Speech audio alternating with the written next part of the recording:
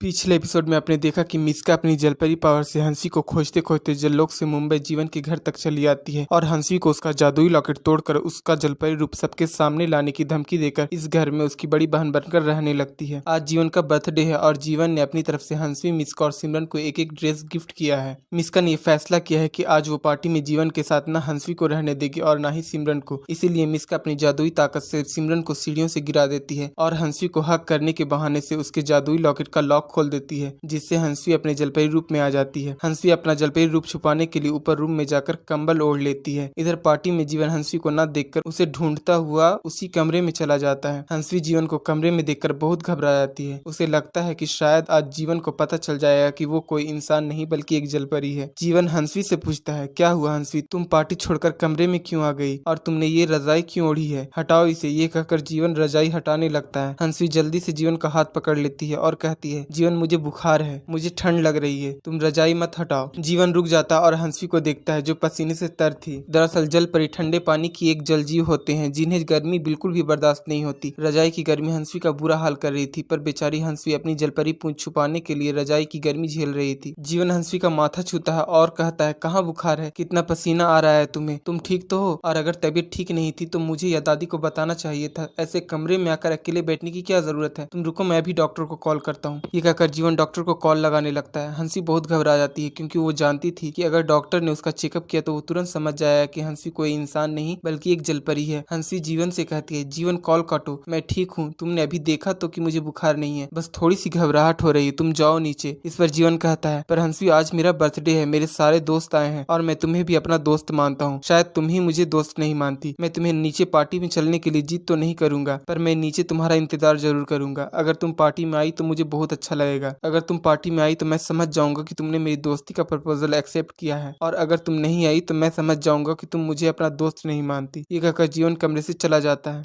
जीवन की बातें सुनकर हंसी बहुत अफसोस करती है कि जीवन उसकी वजह से अपसेट हो गया है। इधर मिस्का जीवन को पार्टी में ना देखकर उसे खोजते हुए ऊपर के कमरे तक चली आती है और जीवन को हंसी के कमरे से आता देख सोचती है, जीवन के चेहरे से लग तो नहीं रहा है कि इसने हंसी को जलपरी रूप में देखा है, अगर देखा होता तो ऐसे आराम से नहीं जा रहा होता। जीवन के जाते ही मिस्का हंसी के कमरे में जाती है और कहती है, कैसी हो बहन, मजा आ रहा है ना, और ये क्या, ये रजाई क्यों ओढ़कर हो? ओ अब समझ आया, अपना राज छुपा रही हो, पर इतना बड़ा राज इतनी छोटे रजाई से कैसे छुपेगा, मैं मदद कर देती हूँ तुम्हारी, ये लो 2-4 और रजाइयाँ ओढ़ लो। ये कहकर मिस्का हंसी को 2-3 रजाइयाँ और उड़ा देती है। हंसी मिस्का से गिड़गिड़ाकर कहती है, क्यों कर रही हो तुम ऐसा, क्या बिगाड़ा है मैंने तुम्हारा? इस पर मिस्का कहती है, तुम मेरा कुछ बिगाड़ भी नहीं सकती, पर मैं तुम्हारे साथ बहुत कुछ कर सकती हूँ। वो जादुई लॉकेट मैंने ही तुम्हारे गले से गिराया था और अब तक तो वो जादुई लॉकेट किसी मेहमान के हाथ भी लग चुका होगा। थोड़ी ही देर में पार्टी खत्म हो जाएगी और उस मेहमान के साथ वो लॉकेट भी इस घर से बाहर चला जाएगा, फिर तुम्हारा क्या होगा? और इस गलतफहमी में मत रहना कि तुम्हारे साथ साथ मेरे जलपरी होने का राज भी खुल जाएगा। मैं साफ कह दूंगी कि तुमने मेरी बहन का रूप लिया था, तुम हंसी हो ही नहीं, सिर्फ कुछ ही घंटे हैं तुम्हारे पास। ये कहकर मिस्का कमरे से बाहर चली जाती है, पर कॉरिडोर में ही शरद उसे रोक लेता है और मिस्का को छेड़ने लगता है। मिस्का गुस्से में कहती है, मैंने तुम्हें पहले भी समझाया है, मुझसे दूर रहो वरना मैं तुम्हारा वो हाल करूंगी कि खुद को पहचान भी नहीं पाओगे। इस पर शरद कहता है, जब से तुम्हें देखा है वैसे भी खुद को पहचान नहीं पा रहा हूँ, तुम्हारी ये खूबसूरती और ये कातिलाना अदा। मिस्का चिढ़कर नीचे पार्टी को देखकर सोचती है, आज अगर घर में इतनी भीड़ न होती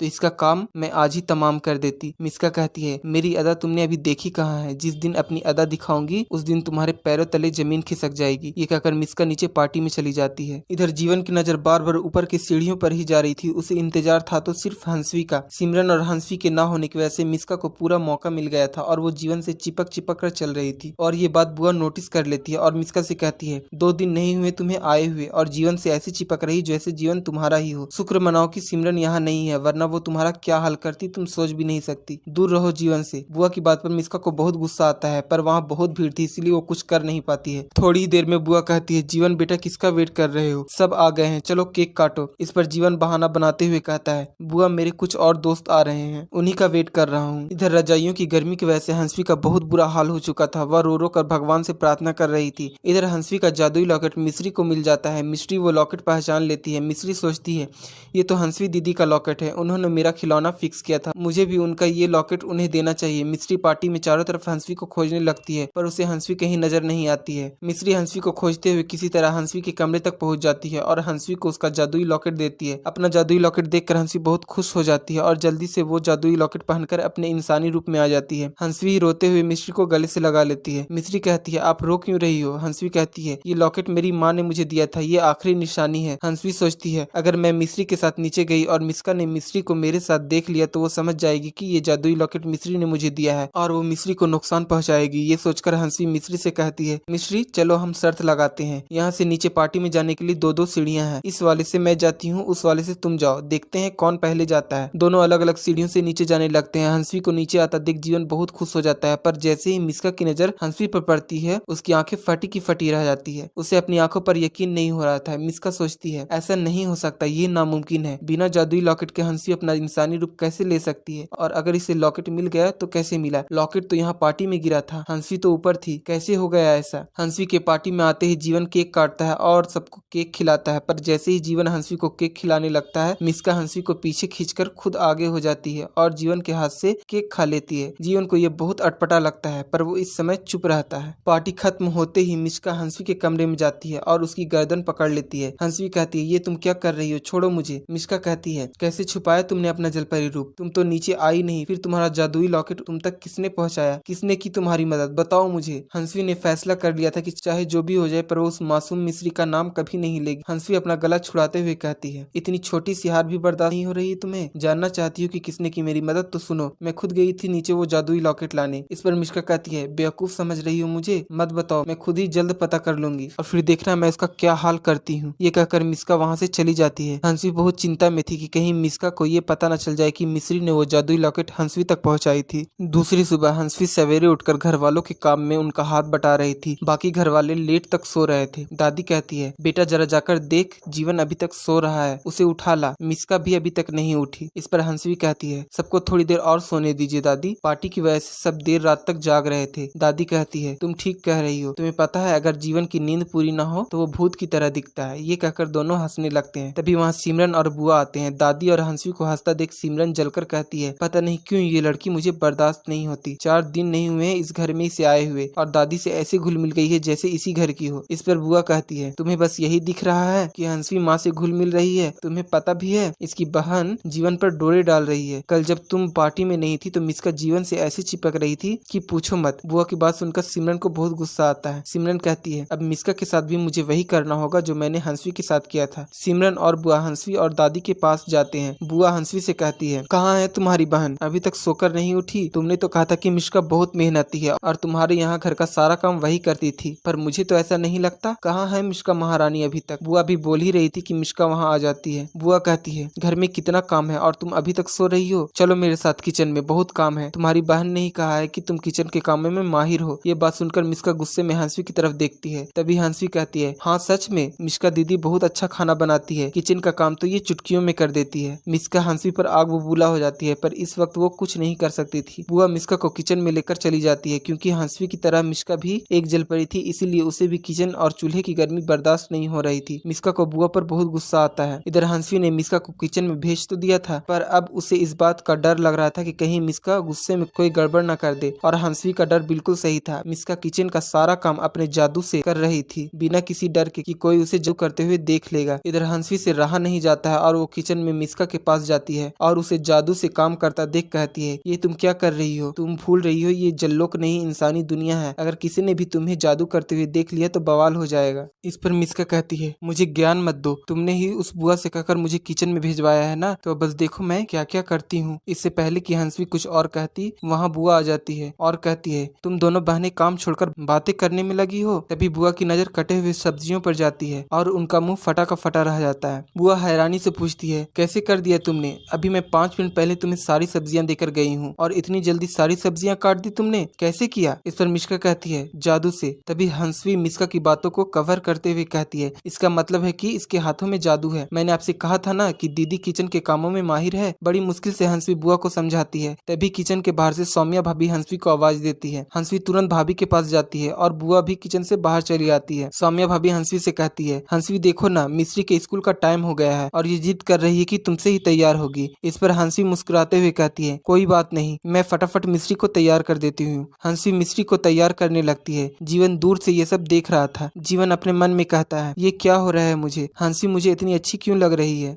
कहीं मुझे इससे प्यार तो नहीं हो रहा है? जीवन को मुस्कुराता देख सिमरन जीवन के पास आती है और कहती है, क्या बात है, बहुत स्माइल कर रहे हो? तुम्हारी इन्हीं हरकतों पर मुझे तुम पर शक होता है कि तुम्हारे और हंसवी के बीच कुछ चल रहा है। इस पर जीवन कहता है, शायद तुम्हें हंसवी के अलावा कुछ और दिखाई ही नहीं देता आजकल। देखो वहाँ मिश्री भी है और मैं मिश्री को देखकर ही स्माइल कर रहा था। बाय द वे तुम्हारे मॉम डैड कब लौट रहे हैं? इस पर सिमरन कहती है, बहुत जल्दी है तुम्हें मुझे इस घर से भेजने की। शायद तुम भूल रहे हो कि बहुत जल्द मैं तुमसे शादी करके इसी घर में हमेशा के लिए आने वाली हूँ। कहीं तुमने अपना इरादा तो नहीं बदल लिया? सिमरन की इस बात पर जीवन कुछ नहीं बोलता है और वहाँ से चला जाता है। सिमरन सोचती है, मुझे मॉम डैड से जल्द शादी की बात करनी होगी, वरना ये जीवन मेरे हाथ से निकल जाएगा। इधर हंसवी को इस बात की चिंता सता रही थी कि कहीं मिश्का किचन में कुछ गड़बड़ न कर दे, इसलिए वो मिश्री को जल्दी से तैयार करके किचन में लगती है। तभी शरद हंसवी का रास्ता रोक लेता है और हंसवी को छेड़ने लगता है। हंसवी शरद से कहती है, अपनी हरकतों को सुधार लो, वरना एक दिन बहुत पछताओगे। ये शायद पछताने का मौका भी नहीं मिलेगा तुम्हें। इस पर शरद कहता है, बहन के आते ही बोली निकलने लग गई तुम्हारी, तेवर ही बदल गए तुम्हारे। इधर मिश्का किचन में बिना डर के जादू का इस्तेमाल कर रही थी और तभी अचानक किचन में घर की नौकरानी रजनी आ जाती है और बर्तनों को हवा में उड़ते देख लेती है। रजनी जोर से चीखती है और गिरकर बेहोश हो जाती है। रजनी की चीख सुनकर सारे घर वाले और हंसवी किचन की तरफ दौड़ते हैं। सब रजनी को होश में लाने की कोशिश करने लगते हैं। हंसवी घबराई हुई मिश्का की तरफ देखती है। पता नहीं रजनी ने ऐसा क्या देख लिया, पता नहीं ये होश में आकर घर वालों को क्या बताएगी। शायद आज मिश्का के साथ साथ मेरी सच्चाई भी सबके सामने आ जाएगी। सो गाइज, इस एपिसोड में इतना ही। जलपरी का हर एपिसोड देखने के लिए मेरे चैनल को सब्सक्राइब कीजिए और लाइक करना बिल्कुल ना भूलिए। Thank you for watching.